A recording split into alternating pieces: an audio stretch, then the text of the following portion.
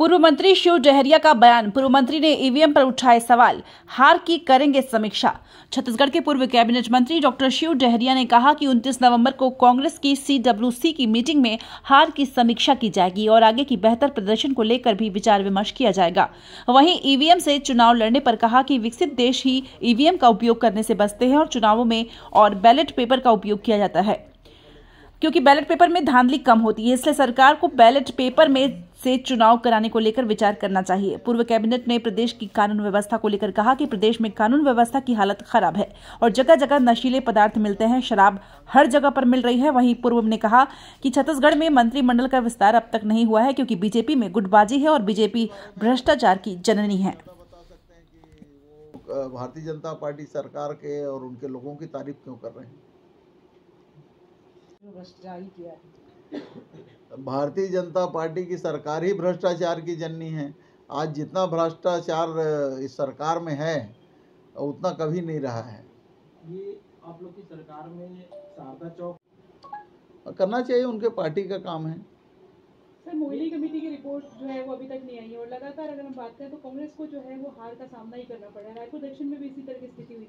इंतजार है, क्योंकि आप लोगों ने भी उसमें चाहा था कि कुछ ऐसा हो कि जल्दी से जो है वो मोइली कमेटी की रिपोर्ट के संबंध में पार्टी तय करेगी उसमें क्या करना है और निश्चित रूप से इन बातों की समीक्षा होती है और उसका निष्कर्ष भी आता है और आगे आने वाले समय में उसका निष्कर्ष भी आएगा और उसका कार्यवाही भी होगी। ये केदार कश्यप कह रहे हैं कि निकाय चुनाव में दीपक बैज हार का चौका लगाने वाले हैं, उन्हें हार का चौका लगाने की अग्रिम बधाई दे रहे हैं। उनको मुंगेरी लाल के हसीन सपने नहीं देखना चाहिए, धरातल में क्या है उसको देखना चाहिए।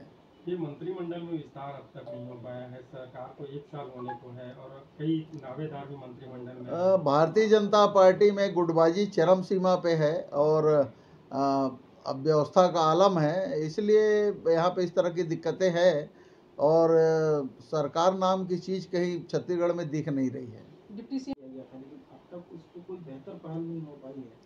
एक बार फिर से उसकी कवायद देखिए, बहुत समय से चल रहा था। भारतीय जनता पार्टी की सरकार में सिर्फ कागजी कार्रवाई होती थी। हम लोगों ने तो बजट भी दे दिया था, पैसा भी सेंक्शन कर दिया था, पैसा भी बजट से रिलीज कर दिया था। अब सरकार को काम करके दिखाना चाहिए, लोगों को मुआवजा देना है और सड़क बनाना है।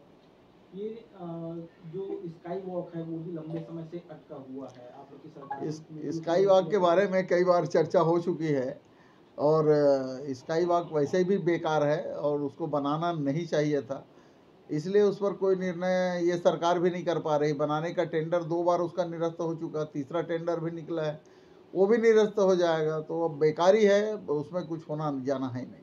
सर, आप नगरीय प्रशासन मंत्री भी रहे। मच्छरों की अभी भी अगर बात करें तो निगम ने 1.5 करोड़ का टेंडर किया था और 2 महीने हो गए टेंडर निरस्त करने की बात कही जा रही है। इससे कैसे निजात पाया जा सकता है? आपको क्या लग रहा है कि देखिए, हमारी सरकार थी तो मच्छरों पे नियंत्रण के लिए पफिंग मशीनें चलती थी और जो नियमित सफाई जो होनी चाहिए वो सफाई व्यवस्था नहीं हो पा रही है।